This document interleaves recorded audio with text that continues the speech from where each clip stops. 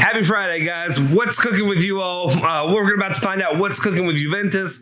So for today, we got, of course, another Locatelli update. We're talking Demiral possibly going to Roma. We've got Frabotta, Atalanta, and Gosens, the love triangle that we have going on with Juventus. And then we talk more Super League. We have a ton more sprinkled in. I always do this. Sprinkled in for you throughout this show. It's exciting. Stay tuned and get ready. Buckle up.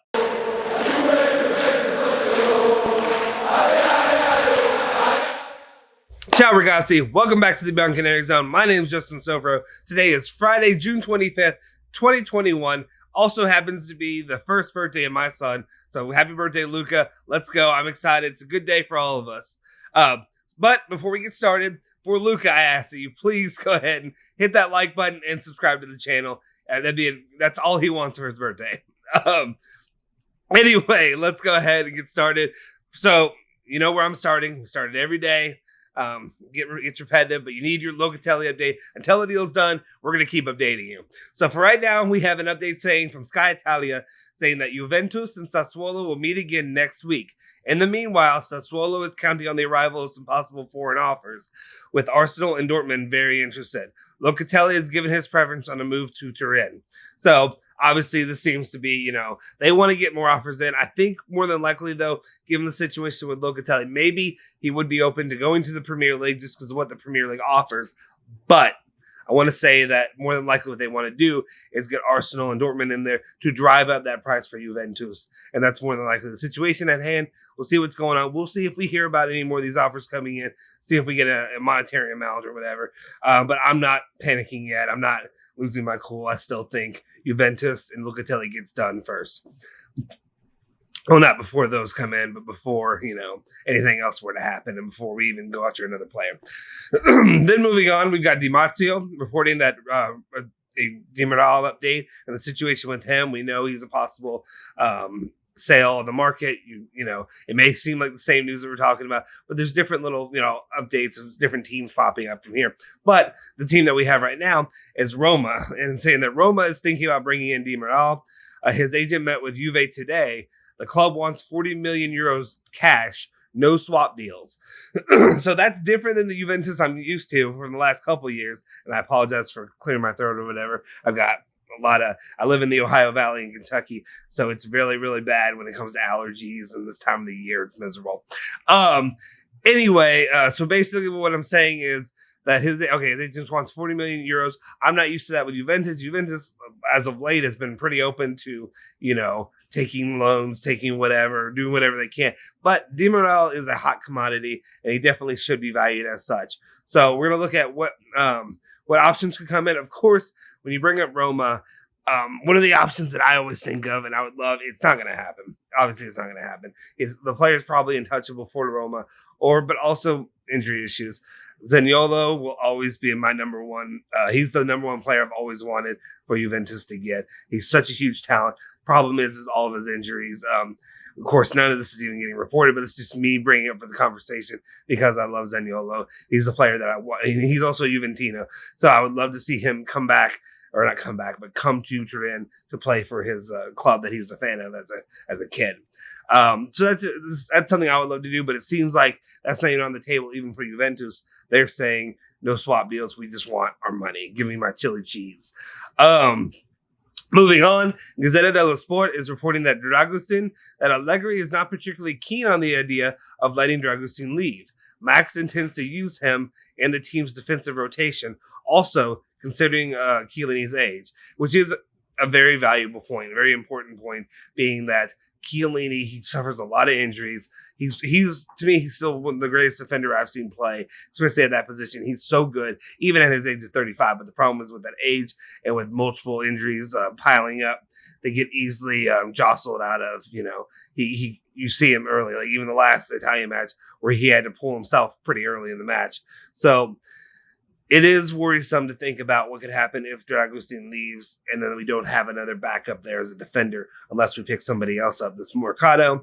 We'll see what goes on with it. I mean, of course, I feel like definitely if Dragusin is open to a move, it's difficult to argue or to what takes precedence, getting Locatelli or keeping Dragostin as a backup. You know what I'm saying? That's how I view it, at least. Let me know your thoughts. And then from Sport Italia is reporting about Frabotta and Gosens, saying that Genoa has not yet closed the deal for Frabotta. An agreement with the player has, I don't know what happened to my tongue there. An agreement with the player has not been found yet. Meanwhile, Atalanta is trying to enter the race. Juventus appreciate Gosens. I brought this up, I think, a couple of videos ago. I know a lot of people made fun of me, or they didn't make fun of me, but they argued the point, and I definitely agree.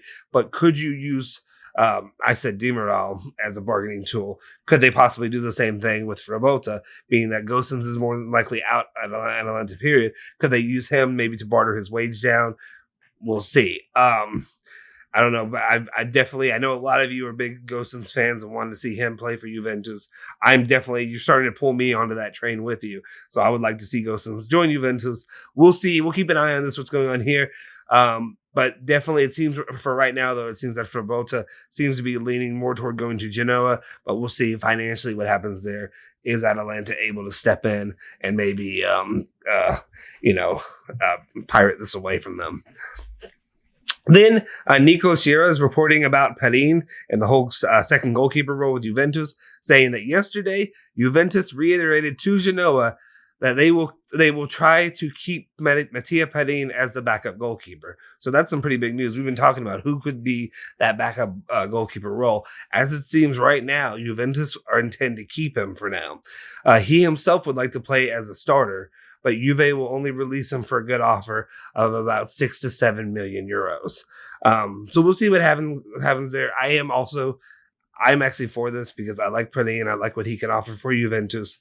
I think he'd be a great second goalkeeper for the club. I don't know if, as a starter, how he would do down the line, but I'm tired of getting of Juventus's attack getting shut down by Perin. Every single time they play Genoa, they're not really shut down, but he plays out of his mind every single time. One less goalkeeper playing out of his mind against Juventus, especially for a club that owns him, I'd be happy with that. All right, moving on, we got Calcio Mercato talking about Rabiot, saying that apart from the fact that when he signed for Juve, he did it because he wanted to play under Allegri. That's why he came to Juventus, which then failed because the club replaced him with Sarri. Rabiot wants to stay at Juventus. I'm for this right now, especially when you're looking at who you're going to get. We have other players to offload right now. We've got, I don't know why I wanted to say McKinney. No, we don't need to offload McKinney. We've got Aaron Ramsey. We've got other sales that we need to make. Not saying we need to make Demiral, but he's an option that they actually want to make money from. Rabiot right now, I don't know if he has a lot of suitors, but Rabiot's definitely upped his performance in the last, at least at the end of the last season, but really over the last season and quarter-ish, I would say that he really showed out a bit what he can do and what he can bring to the table for Juventus. So I would like to see what Allegri can do with him. I think Rabiot's definitely earned his spot for now. And then Mirko Di Natale goes on to report about Rugani, saying that I think it's Betis Sevilla are interested in Rugani. Relations with Juve are very good. For the moment, nothing to report yet. There's been no contact between the two clubs. So not a lot going there. Really just another name popping up. Could be nothing. That happens a lot. But Betis Sevilla are the name to keep an eye on to see if maybe that's a way that we can offload Rugani. Because I don't know about you, I don't need Rugani in my defense. I remember 2019, 2020 way too well. And I remember the matches that he blew. I'm sorry, Rugani. Better luck at your next stop. And then we've got Real Madrid president Florentino Perez by El Transistor. I believe I guess an interview that he did with them, gave a statement, and he said the English teams felt pressured by UEFA and they signed something that they're not allowed to sign. Sheffield tried to kick us out of the UCL, and the courts told him it's illegal. And now, let's see what happens. Football lost 8 billion euros while Sheffield was raising his salary. And that's an indictment on him. that's some strong words from Perez over here. While Chevron was raising his salary, the Super League is still moving forward. Nobody can leave. There's a binding contract between 12 teams. So he's standing his ground. We see more and more pop up about the Super League. What will go on there? What will happen? Is it dead? Everything seems to show it's not dead, and at least especially Perez. And I haven't really, we haven't really heard a lot from Agnelli since then, making any statements. But it seems to be that Juventus, Barca, and Real Madrid are standing pretty firm in their belief that the Super League is not dead and the Super League will actually happen. What are your thoughts on this? Are you tired of hearing about the Super League? Are you super against the Super League? Do you see the positives of what can come out of the Super League? I'm somewhere in the middle, not a huge fan of it, but also I do see as a fan the joys that you get out of playing those bigger matches and guaranteed, round robin or whatever games with these big clubs rather than playing Porto and getting beat by Porto or anything like that. So let me know your thoughts. What are your opinions on that? And the last bit of information that we really have for the day, it's not really, I guess, information, but we actually got a leak from the kit, for the second kit. If you're certain areas of Europe, I know I don't really hear all Italians call it kits. I know they call it jersey, shirt, whatever you want to call it. But I guess kit, I don't know if that's more English, anyway, United Kingdom. I don't know where I'm going with this Premier League. Anyway, we have the new leak. I guess the latest, basically, I don't want to say official leak because I guess leak can't be official, but the latest confirmation of what the second the away jersey will look like. Here are my thoughts on it. I don't want to say I'm disappointed by it because I do love it. I think it's a beautiful, beautiful shirt. I like it. I don't know how I feel about the pinstripes. Let me know your opinions because obviously we all come from different cultures, different regions. So there's different styles and different preferences that you may have than to me. I remember some of the leaks we saw were obviously basically what we saw here, just without the pinstripes on it. And I think also what we kind of saw were the Jeep logo and the Juventus logo may have also had that, I don't even know how you describe it. The pink orange color. And I think it did a refracting kind of light, kind of neat little trick. Maybe that was just me who thought that's what it did. I thought that would have been cool. I thought that would have been really cool with this solid black. I always think of the, was it 2015, the black gold jerseys. And I think just solid black is so clean and so neat. And being that here's where I come from. Here locally in the United States, when it comes to our sports teams, which is, I think it's really cool because European teams do this where they have the different colors. You can do any color it's not just your team color because I'm sure team colors get boring after a while, especially if Juventus can only use black and white. That might get boring year in and year out. But you look at the home kit or the home jersey is what it is. And then the away jersey or the away shirt is always going to be the second color. So I don't know how many people are American here. You might roast me. I'm here locally in Kentucky. So my favorite team, my favorite college team where I went to college or whatever that is the University of Louisville. Louisville's colors are red and black. So their main color is red and red's their away. Okay. Well, they also do it differently here where white is always the home color, except in basketball.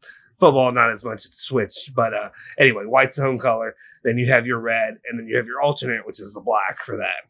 So anyway, you have our Juventus jerseys that are, the white and black. White's always kind of predominant in there. And then for the away jersey for Juventus, I'd like to see them use black more often. I don't know. That's my personal opinion. I think it looks really cool. I love it about that. Again, just not sure how I feel about the pinstripes. I don't know why I'm getting that into I'm a freaking fashion designer over here, but I don't know. They're neat. I'm sure it'll look good once I see it in person and get it. I'm going to buy it regardless. Who am I kidding? But I do like the new look. The new pinstripes, the new thin little pinstripes kind of threw me off a little bit. Let me know your thoughts on it. Do you like it? Do you like the solid black look more that I kind of I guess it was leaked out or, guessed at earlier before, or do you like this better? Let me know your opinions. Also, who are you going to get? If you're going to get this shirt, who are you going to get on that jersey? Maybe give me an idea. I don't know. I kind of know who I'm going to get with my first one. I have most of these all have names on them. But let me know who you're going to get, who you think I should get for that second shirt on it. And I want to hear your opinions. Leave it in the comments down below. But I believe that is all that I have for you today regarding Juventus news. Be sure to check in with us tomorrow, and we'll give you a rundown of everything else as it comes out, if we have any other updates to go with it. Be sure to make sure, like I said, please like and subscribe to the video, as it really helps our channel grow. It helps us keep on doing what we do to bring you on a daily basis, as well as more and more content that is coming down the pipelines. It's so close, you don't even know. But make sure you also go ahead and hit that bell icon and stay up to date. It'll give you notifications as soon as each video drops. You'll get it on your tablet, on your device, on your computer, whatever it is. It'll notify you right away, so you can get the latest news while it's still hot and fresh and doesn't get musty yet. But make sure to go ahead and follow Bianconeri Zone at Bianconeri Zone on Twitter and Instagram, and follow me at Justin Sofro on Twitter as well. Forza Juve, Forza Bianconeri, and Forza Azzurri.